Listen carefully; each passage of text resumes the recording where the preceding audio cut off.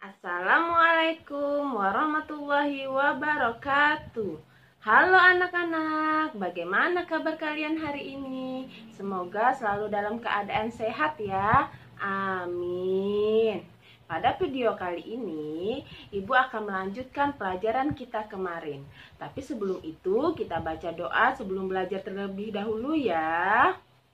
Bismillahirrahmanirrahim.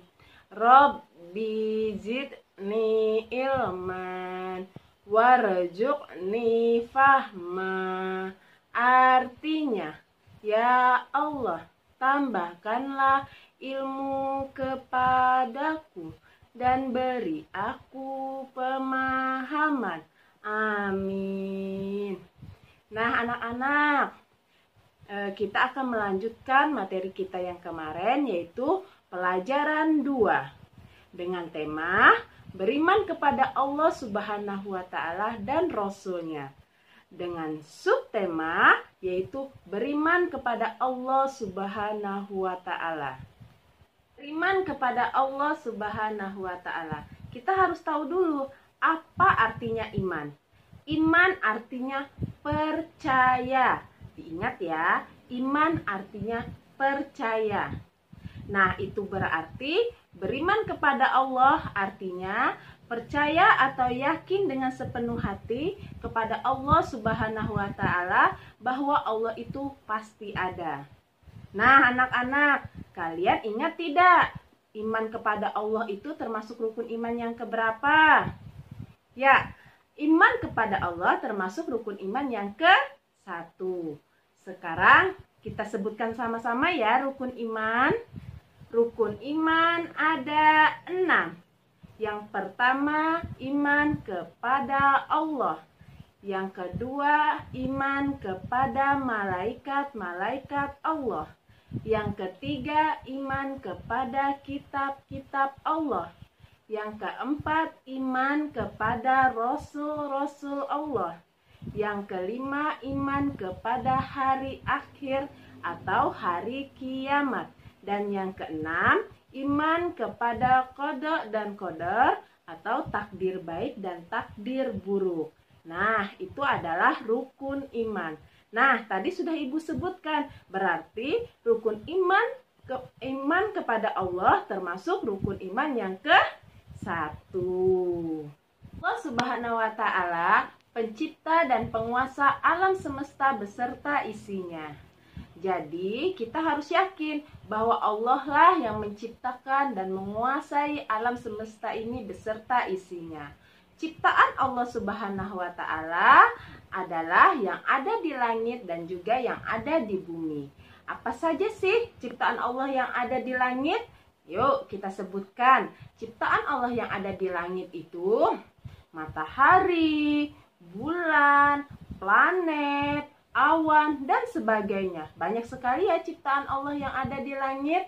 Nah, sedangkan ciptaan Allah yang ada di bumi itu seperti manusia, tumbuhan, hewan, dan lainnya. Dan juga banyak sekali ciptaan Allah yang ada di bumi. Nah, apapun ciptaan Allah yang ada di langit dan di bumi itu semuanya adalah ciptaannya yang harus kita yakini bahwa Allah itu memang benar-benar ada.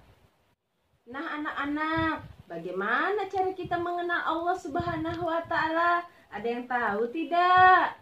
Sekarang akan Ibu jelaskan ya. Kita dapat mengenal Allah Subhanahu wa Ta'ala melalui 3 hal. Yang pertama, melalui alam semesta. Yang kedua, melalui Al-Quran. Dan yang ketiga, melalui nama-nama Allah atau Asmaul Husna. Nah, dari 3 hal tersebutlah kita dapat mengenal Allah Subhanahu wa Ta'ala. Sekarang, Ibu akan jelaskan satu persatu dari 3 hal tersebut. Yang pertama, mengenal Allah Subhanahu wa Ta'ala melalui alam semesta. Cara mengenal Allah yang pertama adalah dengan melalui alam semesta, alam ciptaan Allah Subhanahu wa Ta'ala. Sekarang, ayo kita amati gambar berikut. Ada benda mati dan juga ada benda hidup. Benda mati apa saja? Ada kursi, buku, gunung, pensil, batu, meja, dan gedung. Nah, benda ini disebut dengan benda mati. Kenapa disebut dengan benda mati? Karena benda ini tidak dapat bergerak, tidak dapat tumbuh, dan tidak dapat berkembang biak. Nah, anak-anak, benda-benda dalam gambar ini merupakan ciptaan Allah atau bukan? Gambar ini termasuk ciptaan Allah ya. Meskipun ada yang diciptakan langsung dari tangan Allah dan juga ada yang diciptakan melalui perantara tangan manusia. Nah, coba ya kita sebutkan benda apa saja benda mati yang langsung diciptakan Allah Subhanahu wa Ta'ala. Contohnya, batu dan gunung. Nah, itu adalah benda mati yang langsung diciptakan oleh Allah Subhanahu wa Ta'ala. Yuk, sekarang kita amati gambar kedua ya. Ini adalah benda hidup. Apa saja benda hidup? Benda hidup itu ada seekor singa, ikan, ayam, sapi, bunga, pohon, dan seorang manusia. Nah, ini menunjukkan gambar benda hidup ya, yaitu menunjukkan tentang gambar manusia, tumbuhan, dan hewan. Nah, manusia, tumbuhan, dan hewan itu disebut dengan benda hidup. Kenapa disebut dengan benda hidup? Karena mereka bisa bergerak, bernapas, makan, tumbuh, dan berkembang biak. Nah, dari gambar ini menunjukkan bahwa Allah itu benar-benar ada dengan cara kita mengamati benda-benda hidup yang ada di sekitar kita. Tadi Ibu sudah menjelaskan. Yang pertama, cara mengenal Allah dengan mengamati benda-benda mati yang ada di sekitar kita. Nah, dan yang kedua, kita bisa mengenal Allah Subhanahu wa Ta'ala dengan mengamati benda-benda hidup yang ada di sekitar kita, seperti manusia, tumbuhan, dan hewan. Nah, itu berarti semuanya menunjukkan Allah itu benar-benar ada. Karena memang ada bukti ciptaan Allah Subhanahu wa Ta'ala. Nah, salah satu ayat Al-Quran yang menjelaskan bahwa Allah itu memang benar-benar ada melalui alam sekitar kita, itu terdapat atau dijelaskan dalam surah Al-Fatihah ayat 2 yang berbunyi, Alhamdulillahirabbil alamin, yang artinya segala puji bagi Allah, Tuhan seluruh alam. Dari artinya saja kita sudah tahu bahwa Allah lah yang menciptakan seluruh alam semesta beserta isinya. Yang kedua, mengenal Allah Subhanahu wa Ta'ala melalui Al-Quran. Nah, kalian bisa lihat gambar di samping ya. Di situ ada Quran surah Al-An'am ayat 102 yang artinya, itulah Allah, Tuhan kamu, tidak ada Tuhan selain Dia, pencipta segala sesuatu, maka sembahlah Dia, Dialah pemelihara segala sesuatu. Nah, anak-anak, ayat tadi mengenalkan kepada kita bahwa Allah lah satu-satunya Tuhan kita. Dialah pencipta dan pemelihara alam semesta ini. Jadi, kita wajib menyembah hanya kepadanya, yaitu kepada Allah Subhanahu wa Ta'ala. Yang ketiga, mengenal Allah Subhanahu wa Ta'ala melalui nama-nama Allah atau Asmaul Husna. Seperti kita ketahui, kalau kita ingin mengenal seseorang, maka kita harus mengetahui dulu siapa namanya. Nah, begitu juga Allah. Kalau kita ingin mengenal Allah, maka kita harus mengetahui nama-nama Allah. Nama-nama Allah ini bisa kita kenal dengan Asmaul Husna. Seperti sudah kita pelajari pada kelas-kelas yang lalu waktu kalian masih kelas 1 ya, kelas 2, kelas 3, itu pernah Ibu jelaskan bahwa Asmaul Husna itu berjumlah 99 ya, yang kita ketahui Asmaul Husna itu berjumlah 99.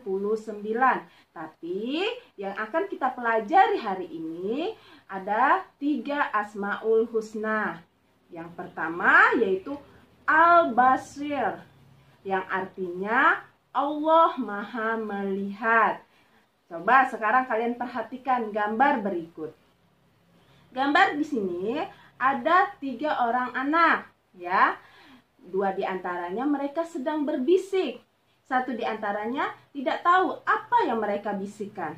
Nah, 1 orang itu tidak tahu apa yang mereka bisikan. Tapi siapa yang Maha mengetahui?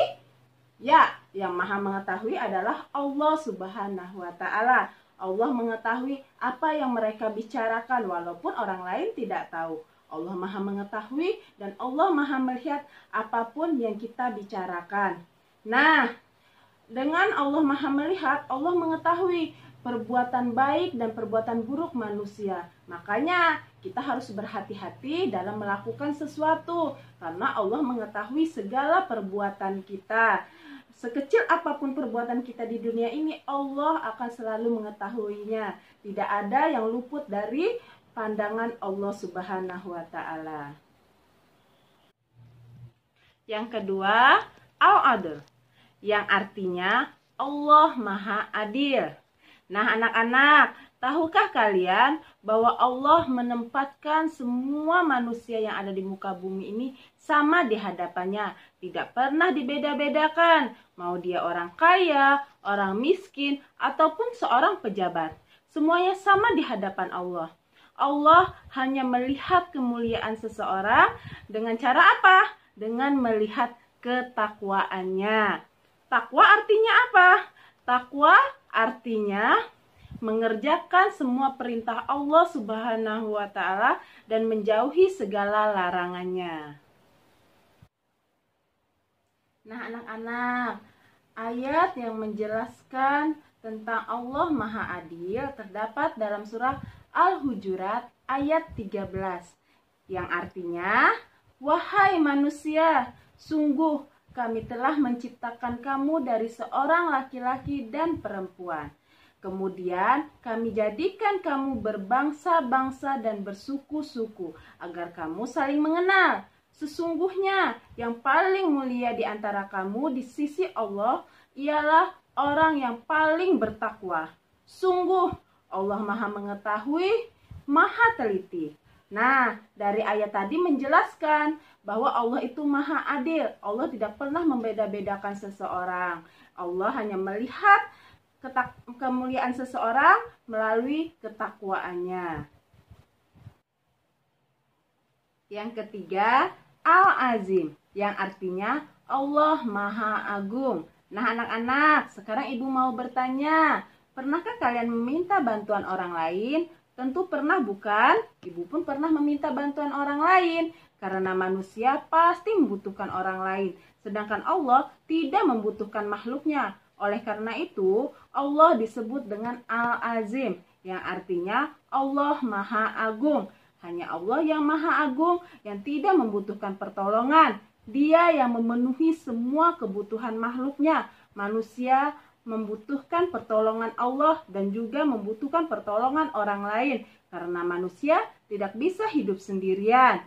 Nah, dengan memahami sifat Allah Al-Azim tadi, maka kita akan selalu mengagungkan tanda-tanda kebesaran Allah. Dengan cara apa kita mengagungkan tanda-tanda kebesaran Allah? Dengan cara selalu melaksanakan perintahnya dan menjauhi segala larangan Allah Subhanahu wa Ta'ala. Nah, anak-anak, selesai sudah pelajaran kita hari ini. Alhamdulillahirabbil alamin. Semoga pelajaran kita hari ini dapat bermanfaat untuk kalian dan dapat kalian pahami dengan baik. Terima kasih dari Ibu. Wassalamualaikum warahmatullahi wabarakatuh.